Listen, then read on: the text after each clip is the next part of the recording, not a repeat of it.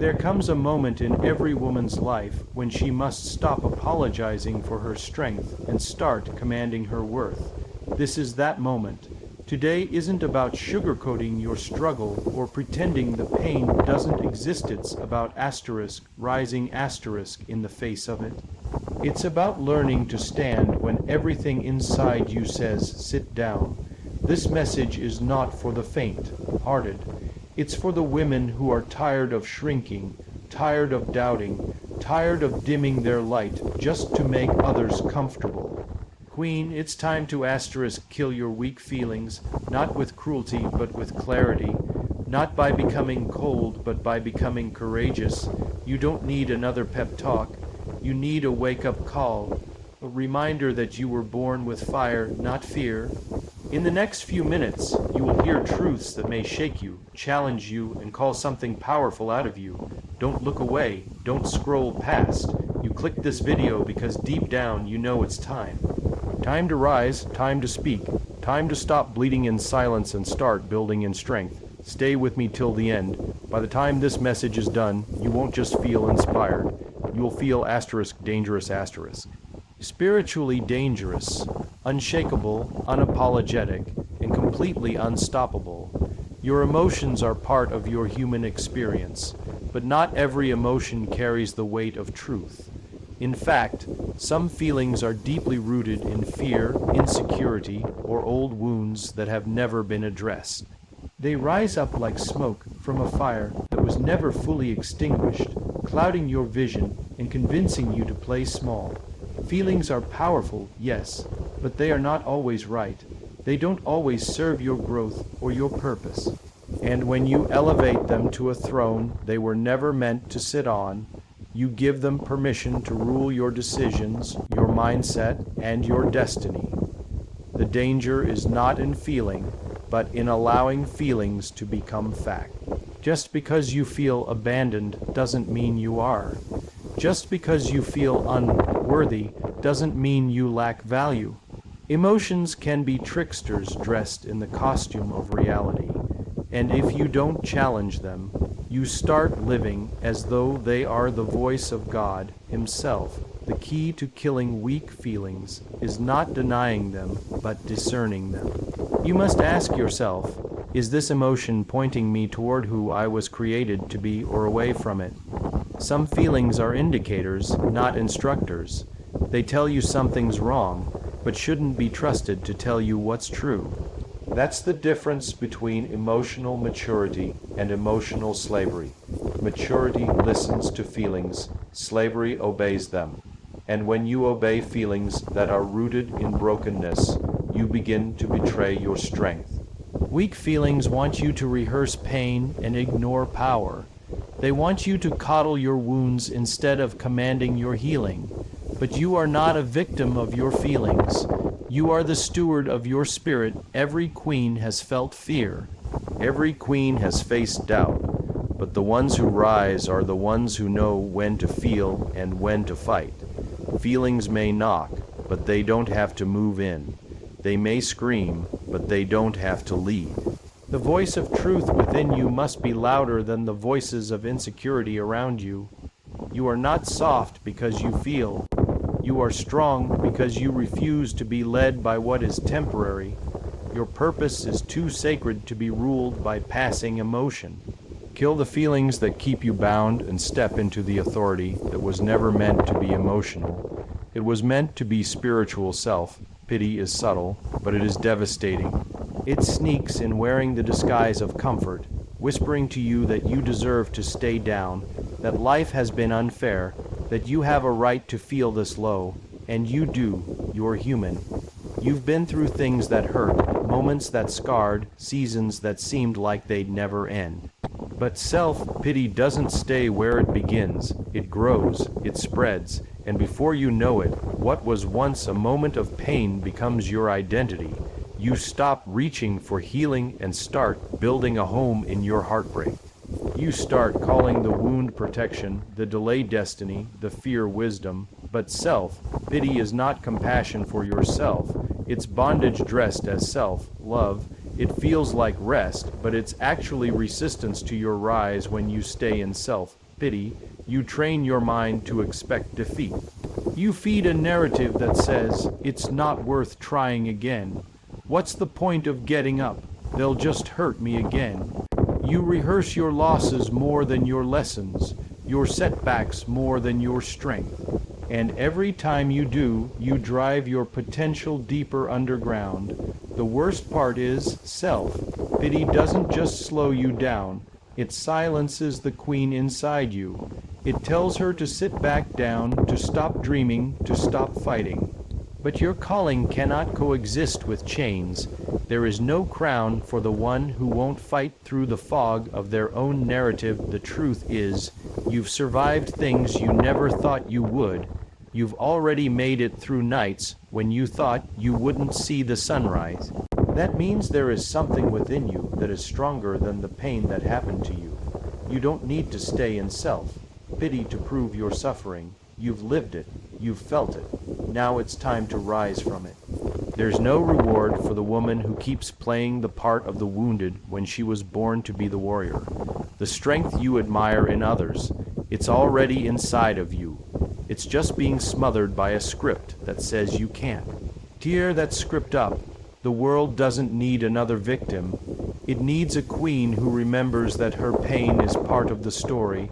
Not the whole book. Fear is a liar, but it speaks with a voice that sounds like your own. It doesn't shout. It whispers. It tells you to stay where it's safe. It reminds you of the last time you tried and failed. It pulls up the memory of when they laughed, when you were rejected, when the doors didn't open. And slowly, fear doesn't just hold you back, it reshapes your vision. It convinces you to dream smaller, speak softer, and take fewer steps forward. Fear will always ask for more room in your life, and if you keep giving it space, it will build a throne where your courage used to live. But fear is not a sign to stop, it's a signal that you're stepping into something unfamiliar, something holy, something that might just lead to the version of yourself you were created to become. Queens are not crowned in comfort, they are forged in fire. They are built in seasons when everything in them wanted to shrink, but they stood taller anyway. Fear tries to tame that fire.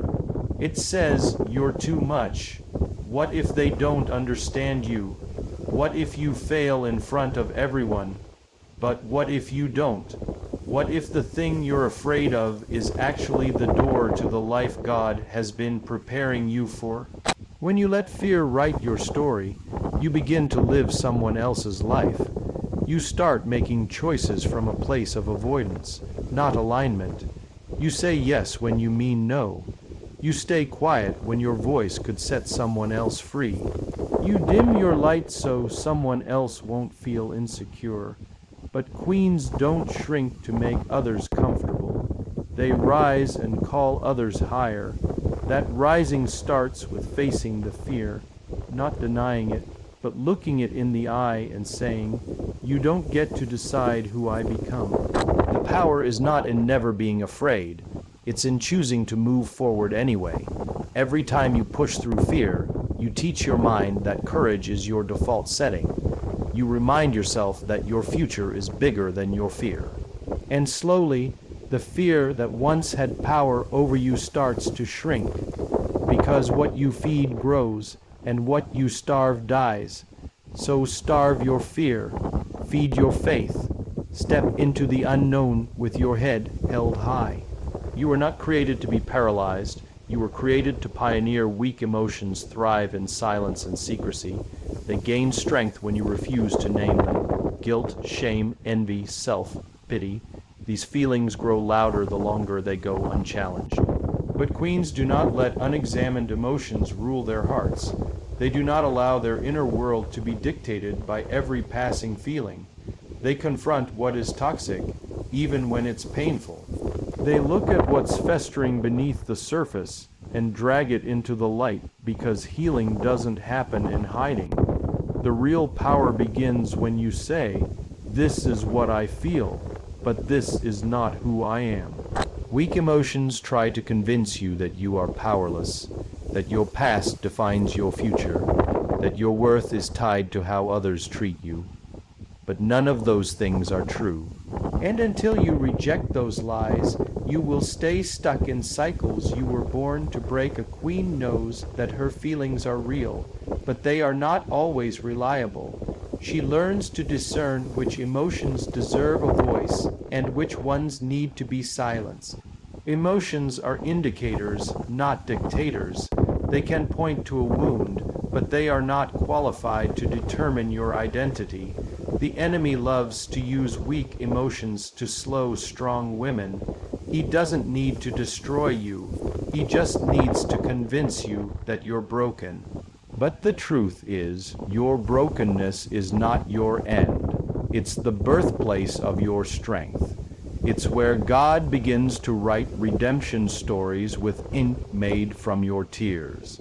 That's why you must kill the weak feelings, not by pretending they don't exist, but by refusing to bow to them anymore. When a queen steps into emotional maturity, she stops waiting for the world to affirm her.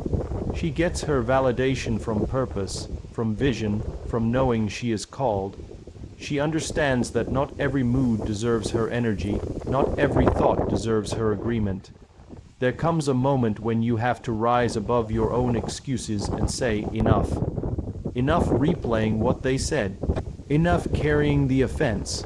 Enough letting self-doubt win. The crown is heavy, but it fits. The throne is lonely, but it's yours. And if you're going to wear the crown, you've got to rule your own emotions first. That's what separates women who talk about destiny from those who walk in it. You were never meant to be ruled by your feelings. Weak emotions like jealousy, insecurity, fear, and anxiety whisper lies in the quiet corners of your mind, trying to convince you that you're not enough, not loved, not capable. But a queen who rises in power doesn't take orders from those lies. She doesn't bow to emotions that contradict her worth. She knows that feelings are fleeting, but truth is eternal. And the truth is, what God says about you is greater than what you feel in a moment of weakness. Your feelings might be loud, but they aren't always honest. They're shaped by wounds, by past experiences, by voices that didn't speak life. If you keep letting those feelings drive your choices, you'll keep circling the same wilderness you were meant to conquer. A queen learns to separate her identity from her emotions. She understands that healing begins not when everything feels okay, but when she chooses to believe the truth despite what she feels. Feelings of unworthiness may rise, but she chooses to act like someone who is already worthy. Fear might knock, but she opens the door with courage. She doesn't let a moment of weakness become a permanent mindset. The strength of a queen is not in her ability to avoid emotion, but in her refusal to be owned by it. Weak emotions will always try to dethrone you quietly. That's why you must confront them boldly. When doubt says, you can't, you respond with, watch me. When shame whispers, you're not enough, you roar back, I was chosen. It takes grit to grow emotionally strong. It takes discipline to replace weak patterns with intentional thought. But nothing changes until you decide you're done living beneath your calling. You kill weak feelings by acting on your values, not your mood. You get up when you don't feel like it.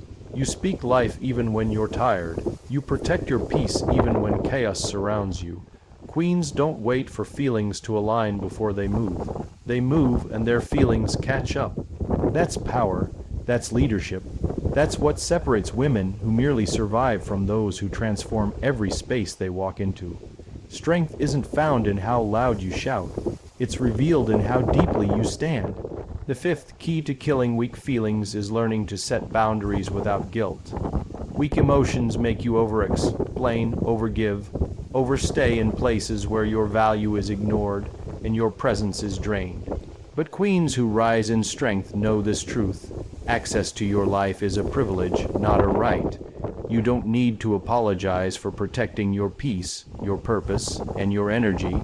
When you let people cross lines out of fear of conflict, You are teaching them that your worth is negotiable.